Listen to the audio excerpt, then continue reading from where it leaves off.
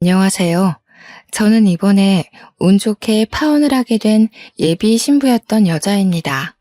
파혼을 했다는 것 자체가 기분 좋은 일은 아니지 않습니까? 그럼에도 사람들은 그렇게들 말하더라고요. 결혼하기 전에 쓰레기를 걸러낼 수 있었던 건 천운이라고요. 사랑하는 사람에게 배신을 당했다는 건 참으로 슬픈 이야기지만 역시나 더 큰 약속을 하기 전에 파혼으로 제 불행을 막았다는 것은 천만 다행이었어요. 이혼을 했다면 일일이 저의 이혼 사정을 언급해야 할 텐데 파혼은 저에게 완벽한 싱글 타이틀을 돌려주는 셈인 거잖아요. 하늘은 제 편이었다고 좋게 좋게 생각하고 있습니다. 그러니까 제 예비 신랑과 어떻게 파산을 맞게 되었는지 그 사연을 들려드리려고 해요. 당연히 유쾌한 이야기 아니고요. 감동적인 이야기도 아닐 겁니다. 이런 유형의 남자들도 있다는 걸 세상 천하에 공표해버리고 싶어서 찾아왔으니 제 예비 신랑 얘기에 화가 잔뜩 나셨다면 욕 한번 해주세요. 제 예비 신랑은 저와 약혼 관계임에도 맞선을 끊지 않고 저울질을 일삼던 사람입니다. 당연히 처음에는 몰랐습니다. 예비 신랑이 간이고 쓸개고 다 내어줄 것처럼 저를 사랑해줬으니까요. 저와 예비 신랑은 서로 결혼 정년기에 만나서 사랑을 키웠고 결혼 약속을 하게 되었어요. 예비 신랑을 만나기 전까지 저는 결혼을 향한 사람의 욕심이 얼마나 무서운 건지 모르고 지냈습니다. 결혼에 필요한 건 책임감과 경제력, 그리고 사랑하는 마음과 통하는 가치관이라고만 생각했어요. 이러한 조건으로 사람의 과욕이 붙으면 얼마나 인간성이 떨어지는지를 예비 신랑을 통해서 눈으로 봐버렸네요. 저는 예비 신랑뿐만 아니라 예비 시댁에게서도 느낀 경험 때문에 현재도 결혼에 대해 심히 고심하는 중입니다.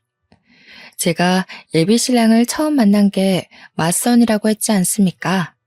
저의 남편의 맞선은 당연히 서로의 지인을 통해서 이루어졌는데 사실 저는 그때 맞선이란 걸 처음 해봤습니다. 당시가 33살이었어요. 원래는 결혼 생각도 없고 남자친구도 없이 저만의 삶을 사는 게 재밌어서 다른 것에 관심을 못 두고 있거든요.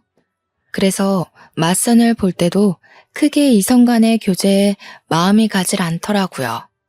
그런데도 맞선을 보게 된 건 돌아가신 친정아빠의 바람이었기 때문이었습니다. 저는 맞선을 보게 된 그 해에 심근경색으로 돌아가신 아빠를 보내드렸고 아빠는 살아계실 때 누누이 제가 결혼한 걸 보고 싶다고 말을 많이 했었어요.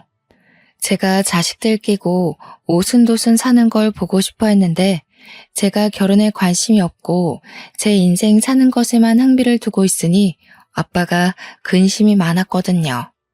저는 또한 얘기를 그저 귀찮은 잔소리로만 들었었고요. 이렇게 갑자기 아빠와 이별을 하게 될 줄은 몰랐는데 아빠가 돌아가시고 나니까 후회되는 건 결혼뿐이더라고요.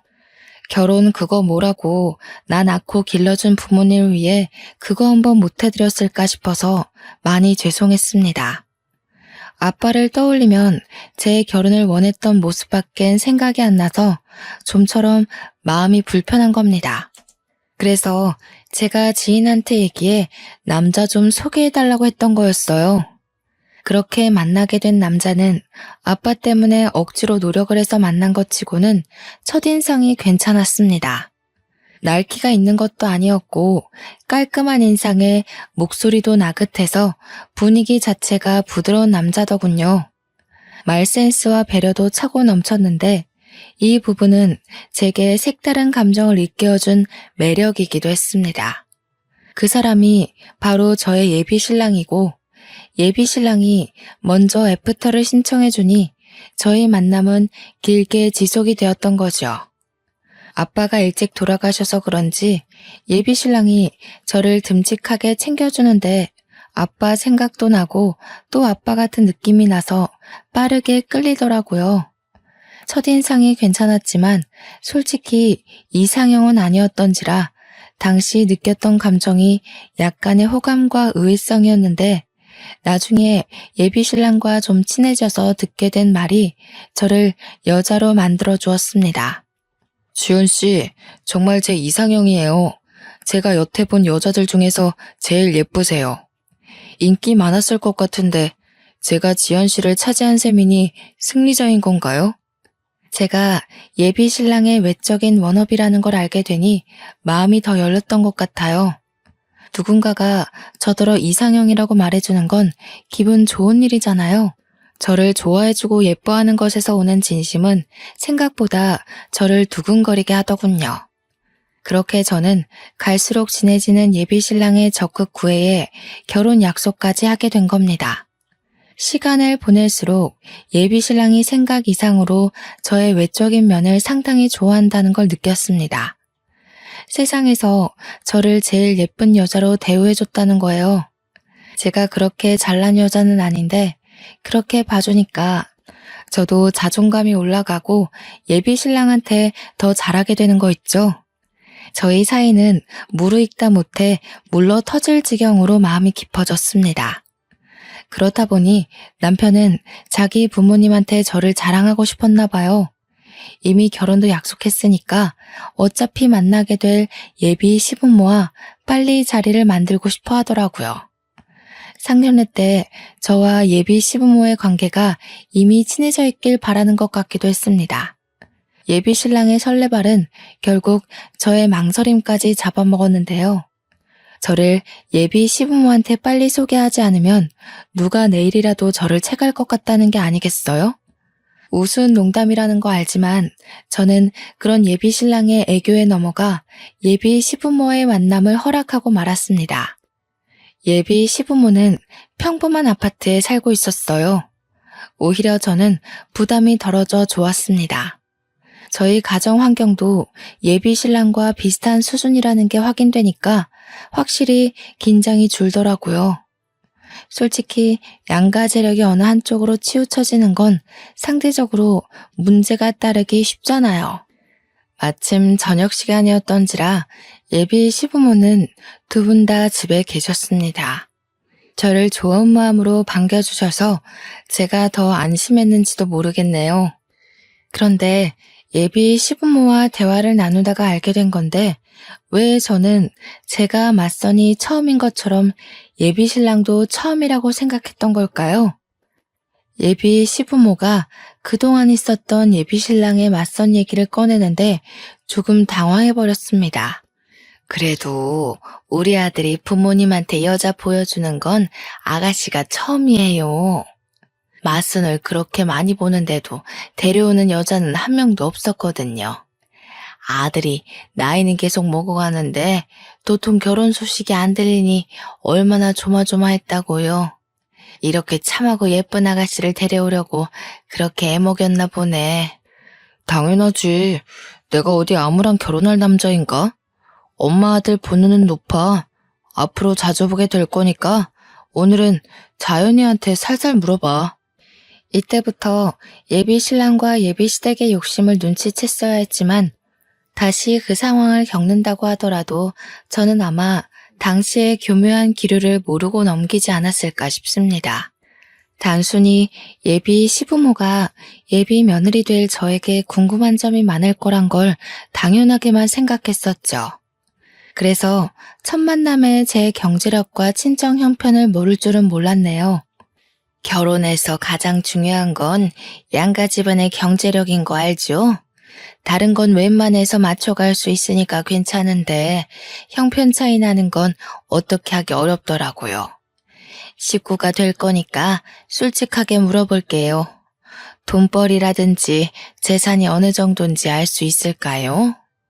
이렇게 대놓고 물어보지 않아도 딱히 숨길 생각은 없었는데 본의 아니게 억지로 밝혀야 하는 꼴이 되어버렸는데요. 저는 솔직히 예비 신랑이 처음부터 뭘 그런 걸 물어보냐고 말릴 줄 알았거든요. 그런데 예비 신랑도 제 벌이가 궁금했나 보더라고요. 옆에서 저더러 미래를 위해 금전적인 부분에서 숨기는 것이 없도록 하자면서 부추기는 거 아니겠어요? 그걸 보면서 그동안은 왜 묻지 않았나 싶기도 하고 기다렸다는 듯 얘기를 하니까 어지간히 궁금했나 보네 싶기도 했습니다. 그나마 예비 신랑의 배려라고 느껴진 건 자기가 먼저 경제 수준을 밝혀주더라고요. 나는 일단 지금 살고 있는 집 보증금 8천만 원이랑 개인 적금 만기된 거 2천만 원 있거든. 우리 부모님은 두 분 다 일하셨었는데 퇴직하는 바람에 연금 받고 생활 중이라 내가 부모님한테 딱히 받을 재산은 없고 급여는 360. 너는? 솔직히 저는 당시 상황이 좀 부담스러웠습니다. 제 경제 상황을 숨길 생각이 없다 뿐이지 제 의사도 묻지 않고 무작정 까발리는 식으로 밝히고 싶진 않았거든요. 그리고 저는 친구들한테도 제 급여에 대해 얘기를 해본 적이 없는 사람입니다. 그런 걸 알리는 게 불편하다고 해야 되나? 솔직히 재정 사정을 공개하는 순간 사회인으로서 재정 상황 무시하고 순수하게 사람을 바라보기 힘들거든요. 언젠가는 서로의 재정 차이 때문에 감정 상하는 일이 생길 수 있다는 거죠. 저는 직접 친구 문제로 그런 걸 겪기도 했었고요. 예비 신랑은 정말 한 톨도 빠짐없이 제게 시댁 재정을 낱낱이 공개했는데요. 예비 시댁이 원래 잘 사는 편이 아니라서 혼수나 예단비를 준비할 능력이 안 된다고 하더라고요. 그래서 예비 신랑은 온전히 자기 돈으로 장가를 가야 된다고 했습니다.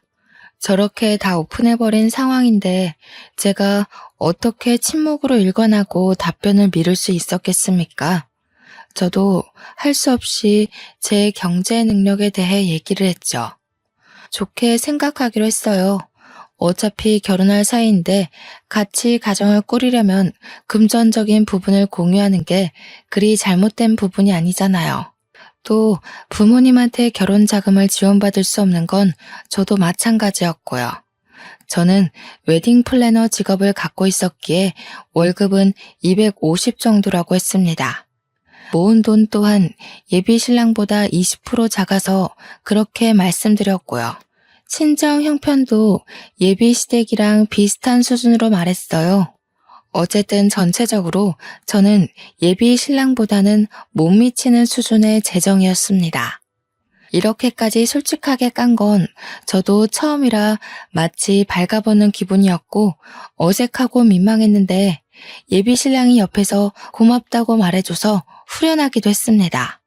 그런데 문제는 제가 금전 공개한 이후로 예비 시댁의 대우가 좀 변한 것 같다는 겁니다. 들어올 때랑 나갈 때 예비 시부모 태도는 남이 보기 민망할 만큼 바뀌어 있었어요. 식사를 마치고 그만 돌아갈 시간이 되었을 때 제가 간다고 인사를 드리니 예비 시부모는 일어날 생각도 안 하고 앉아서 대강 고개만 끄덕이더라고요. 조심히 가라는 말만 했고 배웅 같은 건 없었습니다. 배웅을 바란 건 아닌데 제가 마음에 들었다면 다음에 또 오라는 말 정도는 해주지 않았을까요? 그런 말도 없으시더라고요. 그냥 조심히 가라는 말이 다였습니다. 찝찝해서 예비 신랑한테 예비 시부모가 날 마음에 안 들어하는 것 같다고 슬쩍 말해보았는데 예비 신랑이 그런 거 아니라고 자기 부모님 평소에도 표현이 서툰 사람이라고 하더군요. 제 생각엔 표현이 서툰 게 아니라 그건 분명 불호인 표정이었거든요. 그렇지만 어쩌겠어요. 예비 신랑 생각해서 그냥 제가 예민했다고 넘겼죠. 그날 이후 한 번씩 예비 시부모의 떨떠름한 태도 때문에 마음에 걸리곤 했는데 제게 중요한 건 예비 시부모가 아닌 거 있죠. 어느 순간부터 예비 신랑 또한 은근히 변한 것 같다는 거예요.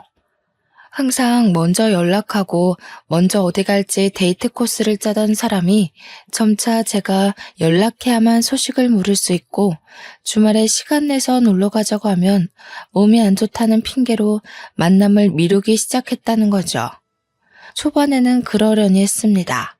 그런데 제 생일마다 이벤트를 해주던 사람이 이번엔 생일인 줄도 모르고 그날 자기가 들고 있는 동호회에 선약이 있다고 하길래 저는 예비 신랑이 저한테 마음이 뜨고 있다는 걸 눈치챘어요. 그날 그게 예비 시댁에서 금전적 부분을 공개했을 때 이유라는 것도 눈치껏 알아차릴 수 있었고요. 언제 한번 예비 신랑이 연애 초창기에 달콤한 말을 가정한 속내를 밝힌 적이 있었는데 갑자기 그 말이 불현듯 생각나더라고요. 나는 부부가 된다면 부부끼리 서로 도움을 받을 수 있는 관계였으면 좋겠어. 한쪽이 일방적으로 애써야 되는 관계 말고. 저는 당시 그 말이 부부관계의 감정적 요인을 말하는 걸로 이해를 했습니다. 그런데 지나서 생각해보니 그게 아니라 금전적인 부분을 말하는 거였겠네요. 제가 콩깍지에 눈이 멀어 예비 신랑의 말을 곧이곧대로 들은 것을 탓해야지 누굴 탓하겠습니까? 당시만 해도 예비 신랑의 변한 태도가 제 경제력 때문이란 것에 완전한 확신은 없었고 그 방향으로 촉만이 기울고 있을 때였는데요. 정말로 우연찮게 발견한 장면 때문에 이 남자가 저를 향한 마음이 끝났다는 걸 확신했죠. 일하는 도중 우리 회사 1층 카페에 갔다가 예비 신랑을 발견했거든요. 제가 직업이 웨딩 플래너라고 얘기는 했지만 우리 회사 위치를 말한 적은 없는데 예비 신랑이 제 회사로 찾아왔더라고요. 카페 한쪽에 앉아있길래 놀라기도 했고 반가워서 인사를 하려고 다가갔습니다. 그런데 예비 신랑과 같이 있는 일행을 보고는 숨는 걸 먼저 택했어요. 예비 신랑이 웬 아가씨와 대화 중이었거든요. 그 아가씨 앞에서 예비 신랑은 저와의 연애 초창기에 보여줬던 웃음을 짓고 있었습니다. 저는 당시 안 본 지 오래되었던 그 웃음을 다른 여자한테 보여주고 있는 걸 보는데 육감이 바로 반응하더라고요. 누가 봐도 남녀의 맞선 장면이었지만 처음엔 예비 신랑을 이해하려고 했습니다. 예비 신랑이 제게 마음이 떠났다고 느꼈음에도 우리가 정식으로 헤어진 것이 아니잖아요. 결혼까지 약속한 사이인데 뒤에서 딴 수작을 부리는 게 비상식적인 행동이라 생각해서 예비 신랑을 믿으려고 했다는 거예요. 그러려면 제가 그 둘의 만남이 어떤 목적인지 확실히 알아야 될 것 같다고 생각을 했습니다. 그래서 더 가까이 다가갔고 다가갈수록 둘의 대화에서 한두 번 만난 사이가 아니라는 게 들렸죠. 둘의 관계가 예사롭지 않다는 걸 확실히 들은 저는 더 이상 숨지 않고 예비 신랑에게 모습을 드러냈습니다. 자기 여기서 뭐해? 나한텐 회사 미팅 있다고 연락하기 어렵다더니 미팅 주제가 데이트 코스인가 봐? 온통 커플 여행 얘기뿐이네. 예비 신랑은 저를 발견하자마자 까무러치게 놀라면서 벌떡 일어났습니다. 황급히 저를 데리고 다른 곳으로 달아났죠. 그 와중에 잠깐 돌아봤던 저는 예비 신랑과 있던 아가씨와 눈이 마주쳤어요. 저와 아가씨는 서로의 얼굴을 보고 더 놀랐어요. 그 아가씨는 다름 아닌 저와 같은 플래너인 2년 후배였습니다. 저희는 서로 집도 드나들 만큼 제법 친한 사이였어요. 그 후배도 예비 신랑과 저를 보고서 당황하는 것 보니 예비 신랑에게 저의 존재가 있었다는 걸 몰랐던 눈치 같았습니다. 후배 일은 나중에 언제든지 대화 나눌 시간이 있으니 우선은 예비 신랑의 변명을 들어보는 게 먼저였습니다.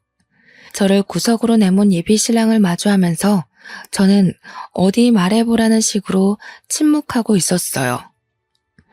갑자기 불쑥 끼어들면 어떡해. 거기 나만 있는 자리였어? 뭘 오해하고 있는지 모르겠는데 그런 거 다 아니니까 괜히 쓸데없는 생각하진 말고. 일단 나중에 얘기하자. 어렵게 얻어낸 기회라서 너랑 이러고 있을 시간이 없어. 어렵게 얻어낸 기회? 저 여자랑 맞선 보는 기회가 왜 임자 있는 당신한테 필요한 건데? 내가 정말 둘이 하는 얘기 못 들었을 거라 생각하나 봐? 언제부터 만난 거야? 한동안 나랑 만남 미뤘던 이유가 저 여자 때문이었어? 예비 신랑이 뭐라고 변명을 하든 그걸 믿어줄 심산도 없었는데 변명은커녕 오히려 자기 맞선 망쳐놨다고 저를 나무라니 황당하더라고요. 이런 상황이라면 저의 오해를 풀어주고 적극적으로 자기 억울함을 호소해야 되는 거 아닌가요? 예비 신랑은 변명도 어정쩡하게 해놓고 그걸로 모자라 한숨까지 쉬면서 결국엔 저더러 믿고 싶은 대로 믿으라며 가버렸습니다.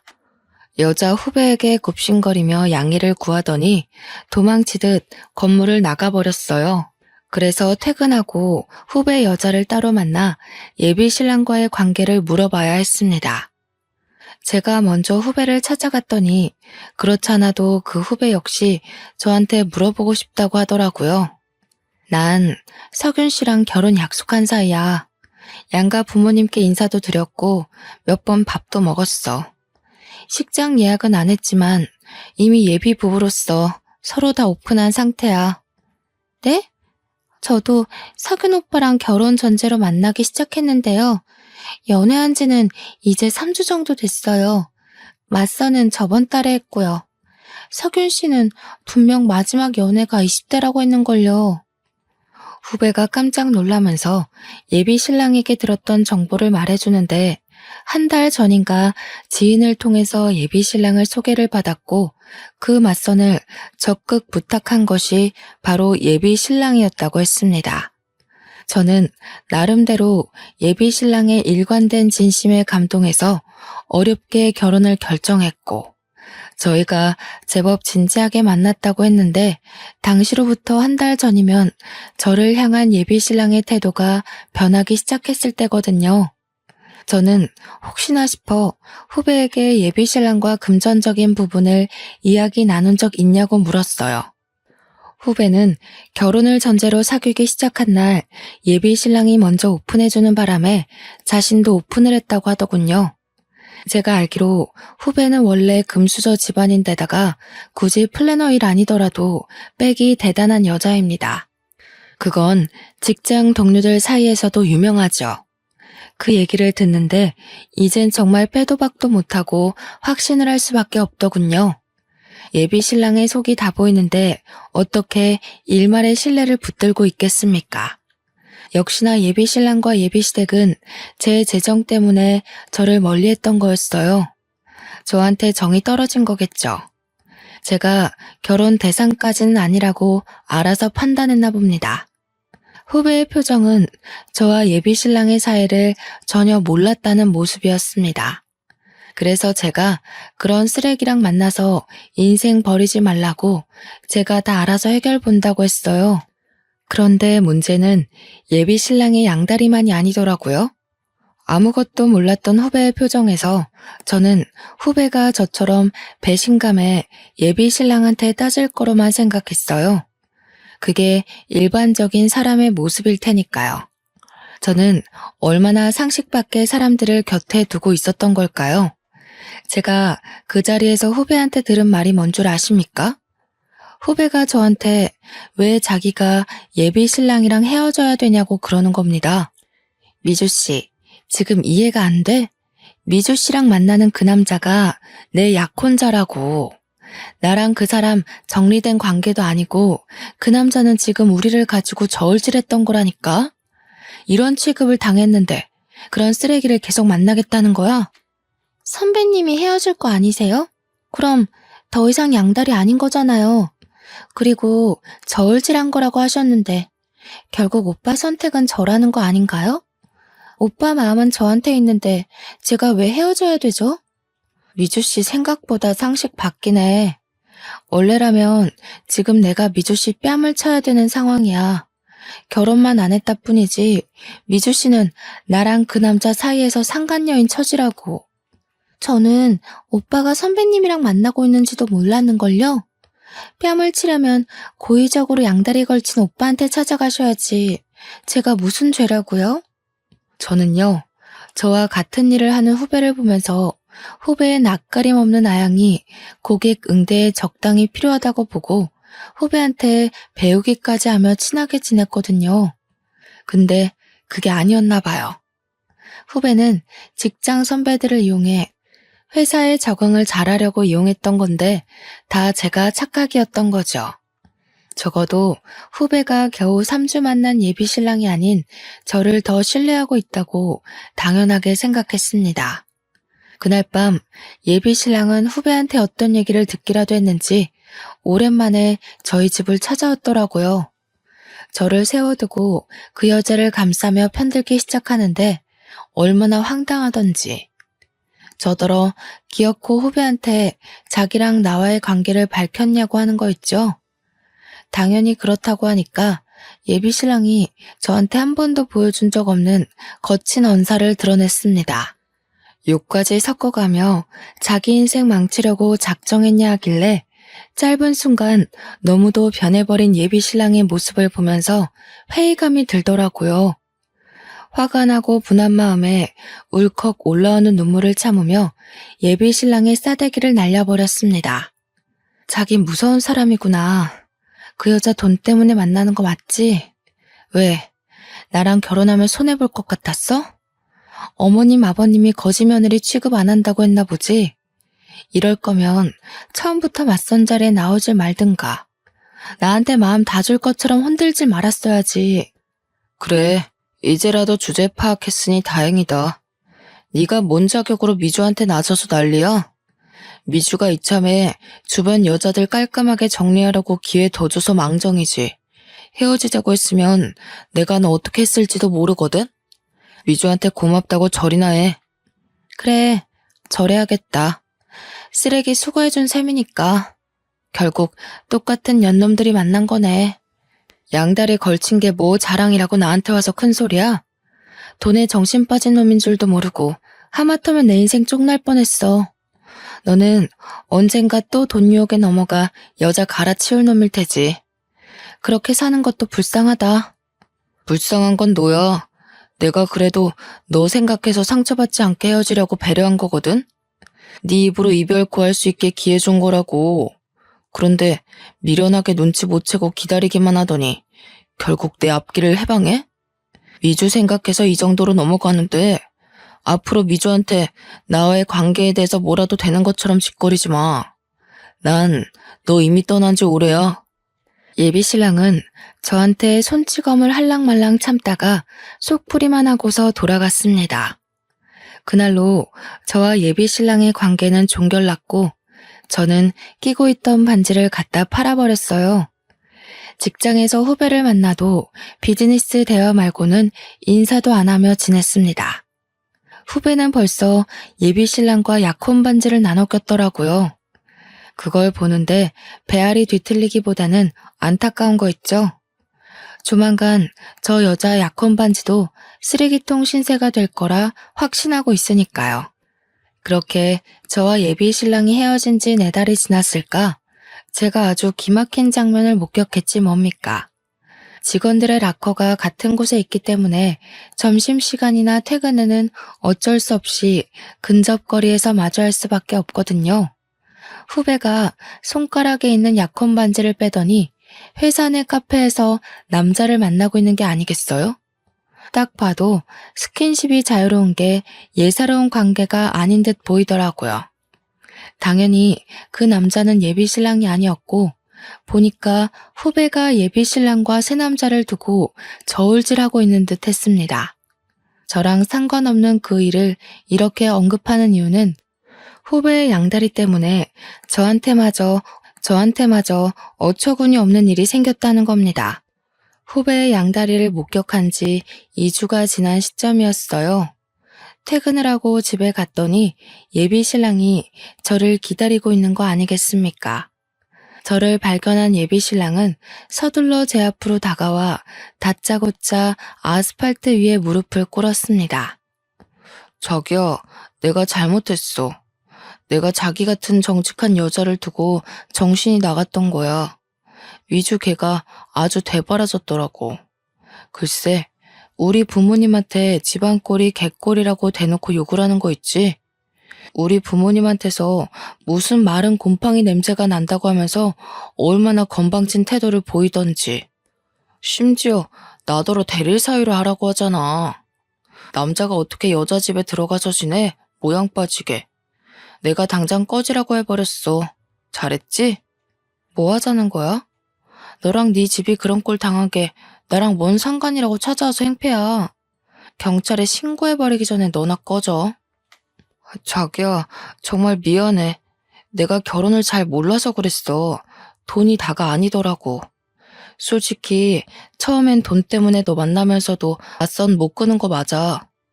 그런데 정작 돈 많은 여자 만나니까 심성 고운 여자를 만나야 된다는 걸 깨우쳤어.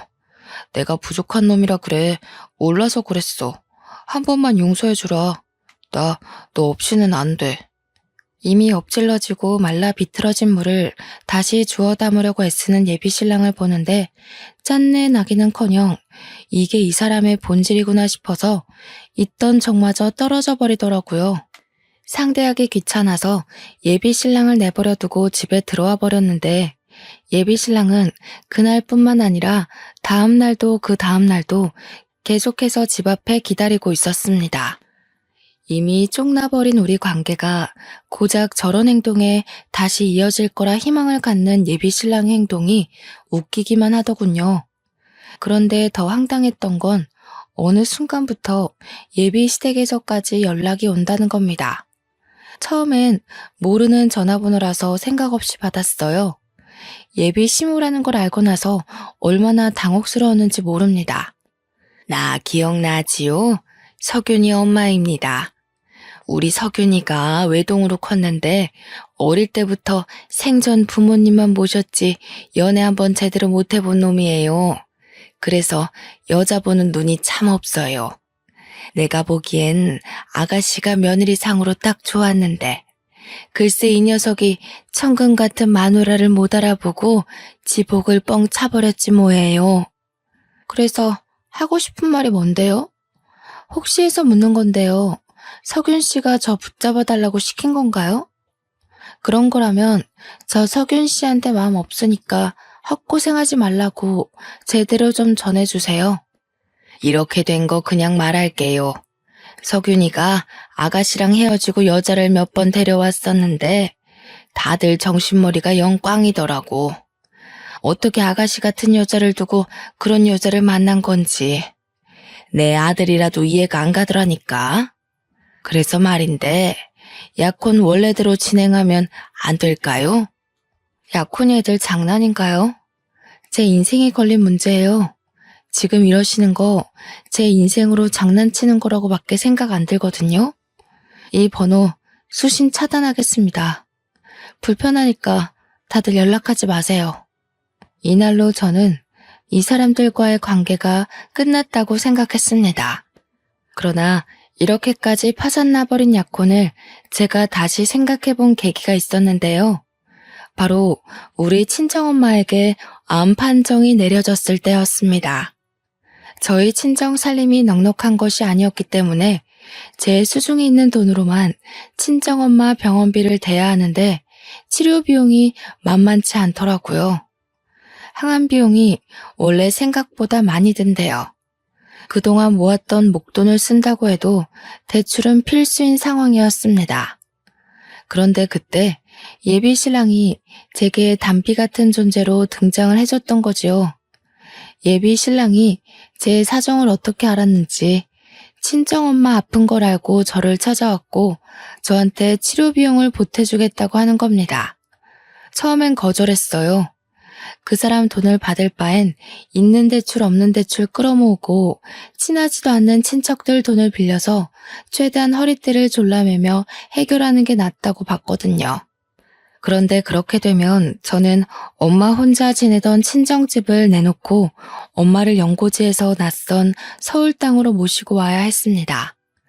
저희 친정엄마는 아빠와 사별을 하고 나서도 살고 있던 단층 주택을 정말 아꼈습니다. 부모님이 돈 모아서 신혼집으로 지은 곳이라 그 주택의 주인은 오롯이 부모님뿐이었죠. 그걸 알기 때문에 저는 그 집만큼은 지켜드리고 싶었는데 치료 비용이 만만치 않다는 걸 엄마도 알았던 건지 엄마가 결국 집을 팔아야겠다고 마음을 먹은 상황이었거든요. 그럼에도 불구하고 예비 신랑의 돈을 받아선 안 되는 거였는데 친정엄마의 상심한 얼굴이 자꾸 제 머릿속을 맴돌더라고요. 이런 사정을 알고 있는 예비 신랑은 제 생각처럼 친정 부모님 집만큼은 지켜야 되지 않겠냐고 저를 설득했어요. 아무 뜻 없이 주는 거야. 한때는 나한테도 장모님이었던 분이셔. 아무리 내가 너랑 끝난 관계라지만 장모님이 나를 아들처럼 잘 봐주셨잖아. 나도 돌이는 하고 싶어서 그래. 저도 미쳤던 거죠.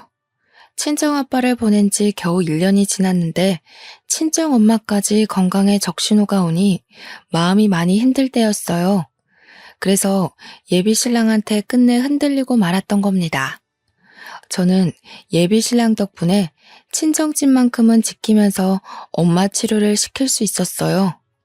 엄마가 입원해 있는 동안 예비 신랑이 알아서 친정엄마를 많이 들여다봐 줬는데요. 그것 때문에 제가 약혼을 다시 생각해보게 된 거였어요. 친정엄마도 저더러 예비 신랑을 다시 만나보는 게 어떻겠냐고 조심스레 권유하더라고요. 친정엄마는 제가 어떻게 헤어졌는지 모르고 있었거든요. 그냥 제가 성격 차이 때문에 파혼했다고만 말했었어요. 엄마까지 예비 신랑과의 재회를 부추기니 솔직히 많이 흔들렸습니다. 예비 신랑의 밑바닥까지 다 본 상황에서 다시 약혼을 생각하는 건 어렵기도 하지만 한편으론 엉뚱한 생각도 들더라고요. 이 사람의 밑바닥이 이보다 더할 수는 없을 거라고 보고 앞으로 제가 잘 관리할 수 있지 않을까 싶은 거죠. 그런데 머리 검은 짐승은 함부로 거두는 게 아니라고 예비 신랑에게 흔들리는 제 마음이 단번에 굳어버리는 일이 있었는데요.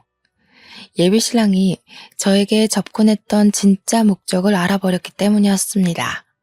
예비 신랑과 처음 결혼 약속을 할 때 식을 올리기 전 서로 양가 집안에 인사를 몇 번 드리러 갔었습니다. 그 말은 즉 저와 예비 신랑은 서로의 집안 사정을 거의 안다는 것입니다. 그래서 저는 예비 시조모가 아파서 예비 시부모가 집에서 모시고 있다는 것도 알고 있었어요. 제가 예비 신랑과의 재회를 고민하면서 예비 신랑을 한 번씩 만나기를 반복하던 시기에 예비 신랑한테 들었는데 예비 시조모의 건강이 악화되어 병원으로 옮긴 지 한 달 정도 됐다고 하더라고요.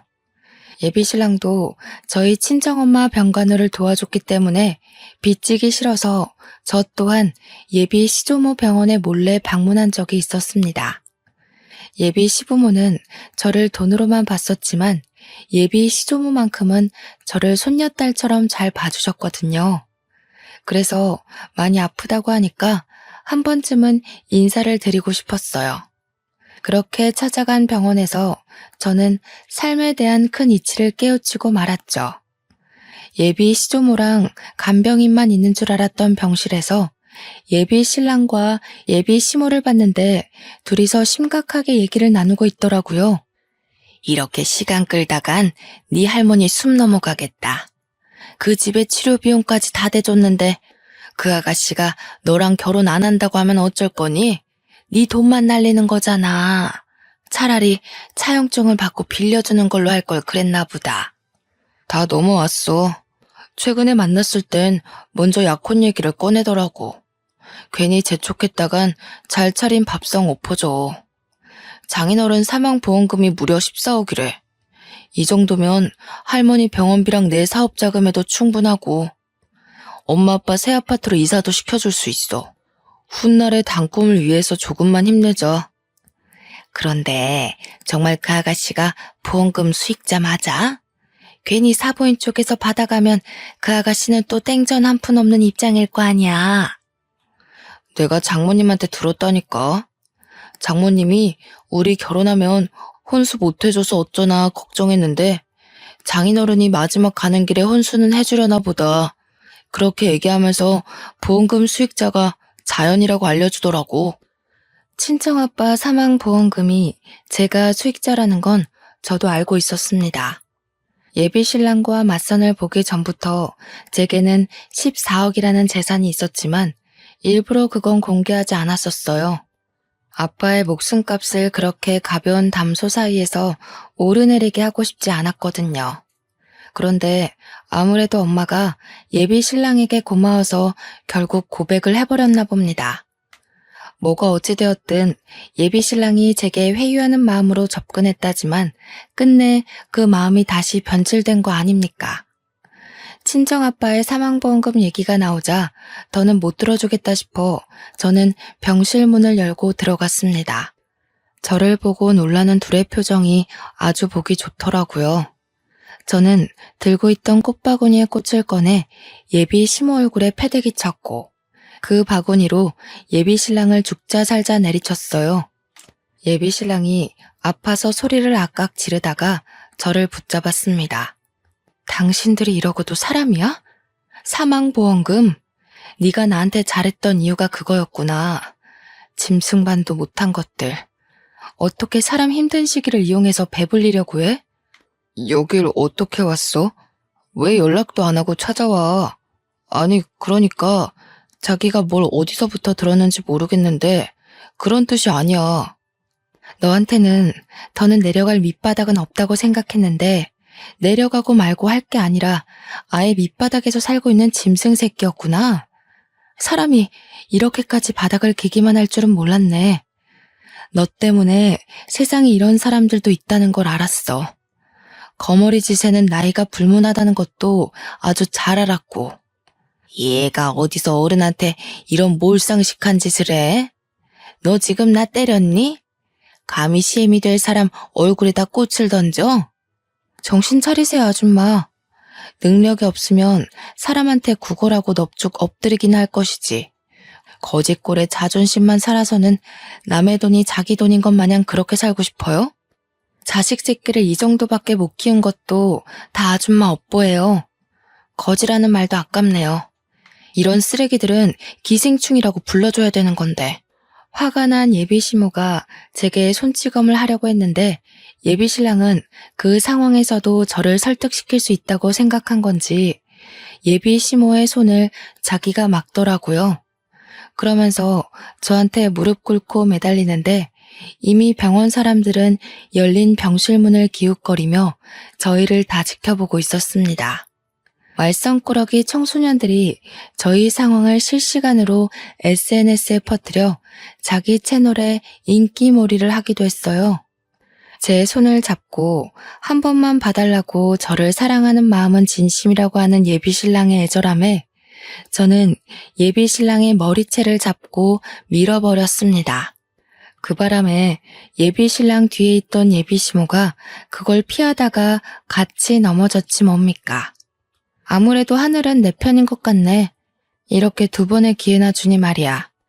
그래, 원래 돈 때문에 양다리 걸쳤던 사람인데 그 개버릇이 고쳐졌을 리가 없지.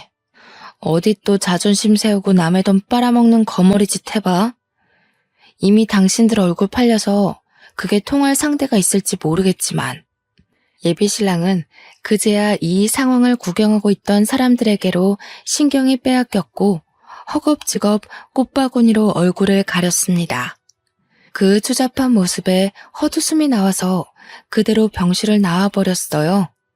예비 신랑이 저를 쫓아오려고 해도 병원 사람들이 예비 신랑에게 손가락질하면서 막아주는 덕에 저는 깨끗이 손을 털 수 있었어요.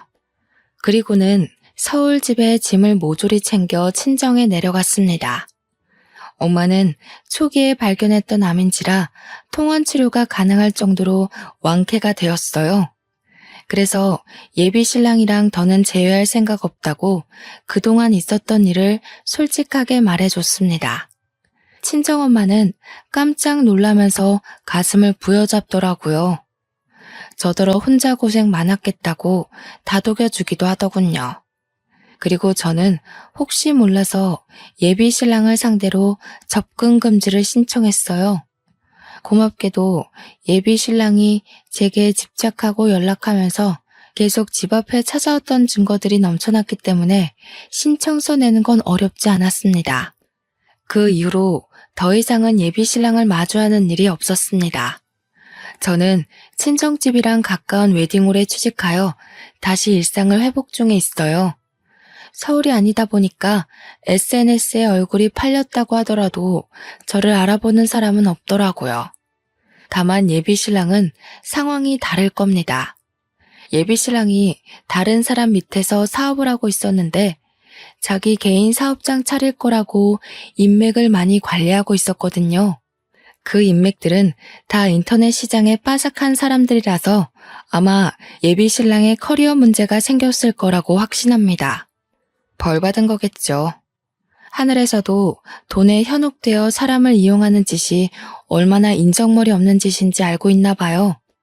예비 신랑을 통해서 저는 더더욱 행동 거지를 조심하고 종이 쪼가리의 인생을 거는 짓은 하면 안 된다는 걸 뼈저리게 깨우쳤습니다. 참, 그리고 예비 신랑과 바람났던 그 후배 있잖아요. 한참 제 예비 신랑 만날 때 너무 당당하게 연애를 했던지라 주위에서 그 후배를 보는 눈길도 곱지 않더라고요. 제가 친정으로 간다고 그 회사에 사직서를 낸 뒤 후배도 며칠 안 가 사직서를 제출한 걸로 들었습니다. 인생이 참 어려운 것 같으면서도 단순한 것 같아요. 열심히 앞만 보고 사는 사람에겐 꼭 유혹이 생기고 나쁜 것에 현혹되어 쉽게 살고자 하는 사람들에겐 꼭 벌이 따르는 것 같으니 말입니다. 대신 한 가지 명확한 건 있네요. 성실한 사람들은 살아가는 과정에 장애물이 있을지언정 결과만큼은 창대하고 불성실한 사람들은 과정만큼은 편할지언정 결과는 끝내 미약하다는 거죠. 결혼하기 전부터 진을 다 빼버렸더니 저는 이제 정말 결혼에 대한 욕심이 사라졌습니다. 안 그래도 결혼을 해도 그만, 안 해도 그만이라 생각하다가 예비 신랑을 만나서 결혼을 약속했던 건데 일이 이렇게 엎어지니 결혼은 얼마나 지옥 같을지 상상이 되더라고요. 돌아가신 아빠의 소원은 들어주지 못할지 모르지만 평생 제가 잘 사는 모습을 보여주겠다고 그렇게 다짐했습니다.